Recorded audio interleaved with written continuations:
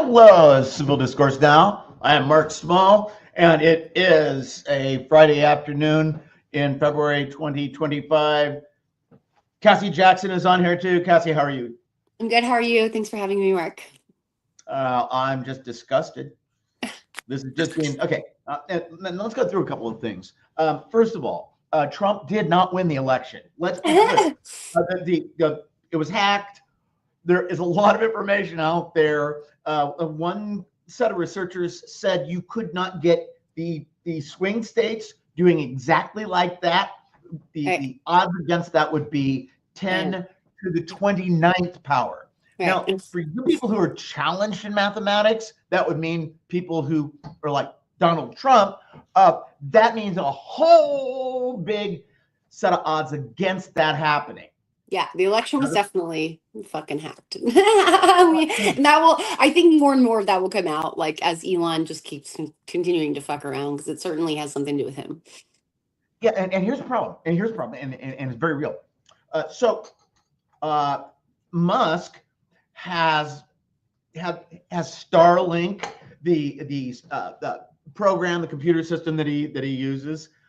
He's working with Russia, and handling our elections. Mm-hmm. So that means basically, if you're wondering, they got to have some kind of reason they're going to do it. I'm knowing people aren't just going to go in there and try to screw up our government system. Sure, they will. Putin wants us to die. And I think by putting a person in as president like Trump and having Musk in there as king, that's what he's got. Yeah, and I think that what the argument is that I've been hearing from like the other side of these Trumpers is just that, oh no, he has been appointed and he is going to discover like all this government fraud and waste. And let me be the first to say, and I think you'll agree with me on this, Mark, like if there's abuse and fraud and waste and shit that has gone on in the federal government, like absolutely. And I'll be the first to say I don't give a fuck if it happened with the Democrats. Like, go the fuck after the Democrats if they were abusive and fraudulent. But I don't think it is appropriate to be violating the Constitution and the law and acting as a dictator to identify fraud in a democracy. You then go about it in a democratic process to identify the fraud. Go ahead. Well, but that's the thing. We have a system that's been in place since 1789 was when the Constitution took effect. And one, all the different examples of fraud and everything that Musk supposedly has found so far don't exist. Right. Two, he's not telling anybody what he's found. He's just telling people, we found all this. Three, he is now a naturalized U.S. citizen. And I'm sorry, but if he's committed treason by aiding or abetting an enemy of the United States, and that would be Russia, then he should stand trial for treason. And back to your point, back to your point, like, so that's this argument that this other side's having, and what you're saying and what I'm agreeing with is that, like, you're not, like, fuck around, find out with this supposed fraud, which what also is happening is now all of your information is going to be accessible by Putin, who is really at like the one with the controls at this point. Go ahead. Yeah, and that's really important to understand, because these interns that Musk has brought in to handle things completely outside of the law. Because you don't have just the president say, well, we're going to have a department like that. But also, like, let's ask, like, there are a lot of people that could have been chosen for Elon to use. And so there's just really quickly, there's a reason why he chose people whose brains aren't developed yet, right? Human brain does not develop till age 27. We're using adolescents and young adults because they're going to be highly motivated by money. They're going to be highly motivated by flashy things, way more than a brain that's developed, right, and has critical thinking skills like an adult. So it's very clear to me why he's utilizing them.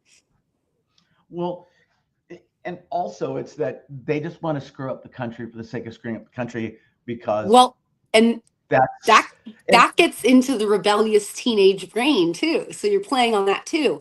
And that's we talked about that during the election, of getting them really riled up and angry, like they're being thwarted. And that's, if you put them in that mindset, they're going for it, right? Yes. And also what we have is, Putin's sitting back there just getting all this information, Mm-hmm. also throwing things in to screw up our system. Mm-hmm. And like, there's a 23-year-old, I think, that had access to not launch codes, but a whole bunch of stuff related to nukes, nuke energy. And it's like, you really want a hacker running things like that, accountable to no one? Okay, and if so, and I want to make sure that people understand that I'm against the death penalty, but if Musk and Trump are in favor of the death penalty and they've committed treason, then that's something that they should have considered before they decided to act in league with Putin. But there, and this is what's gotten so bad about it. There are several fronts to look at. One, they had all these cases that they were filing about the 2020 election, which were unfounded. At no point in there did I say that you couldn't challenge an election in court. We did that in 2017, challenging the 2016 election. So you can do it. It's just that they really, if they'd won, they would have been kind of, okay, great. But all they wanted to do was establish that, well, we lost, so you're just going to be complaining about this one. It's the same thing. And it's not. There's no evidence that there was any hacking or any stealing of votes by Democrats in any of those elections. It's been solely by the Republican Party. And the problem now, which is why we were screaming so loud for the Democratic Party while they were still in power to do something, is that it's going to be extremely difficult to now regain any kind of ability to investigate these what we even, or whoever feels is what's going on. I mean, how do you even bring justice to someone like Elon Musk when he is in charge and paying people off in the justice system? I mean, like, it becomes a chicken and egg situation. And this is why the Democrats, and I'm going to say it again right now, they fucked all the way up, because we are in a position now where it would have been easier had they at least initiated something to try to save the country, and we were in that battle. Then now we're going to have to, I mean, what do we do, Mark? That's what, here's what's been shut off, because the framers of the Constitution set up checks and balances, so branches of government would be offsetting each other. They were wanting to prevent the country from being taken over by somebody like a Trump. I mean, that was really their concern. So, and that's because historically we see that sociopaths are the ones that will try to do that. Go on. Oh, no, I agree. So you have, so first of all, you've got the electors, the system by which the president is elected. Those electors, no electoral college, those electors were not supposed to serve the function of being able to game the system.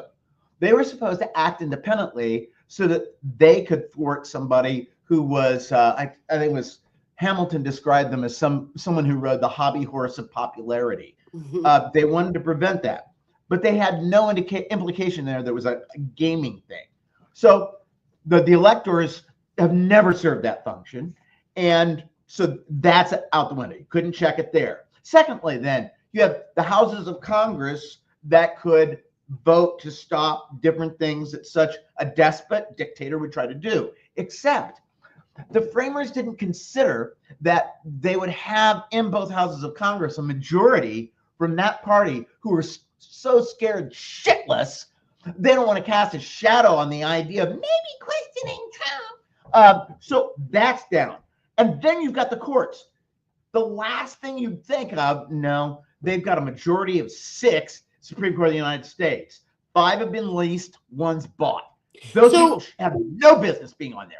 Sorry. Yeah, and so, and I'm glad that thank you for going through like the logistics of that. But the question that is the question that begs to be answered is like, well, then what now, and what do we do? And so you and I, just briefly before we started recording, talked about this, and these are real questions I'm having. So, and I had said before, people are going to have to be pushed to do things psychologically or emotionally, or say things that they aren't comfortable with. But like, what is the outcome? Is it going to be, if it gets so bad, the military rises up? And I'm just the police and the military. Is it going to be like the cyber professionals with the attorneys who are dealing with and I'm not condoning violence.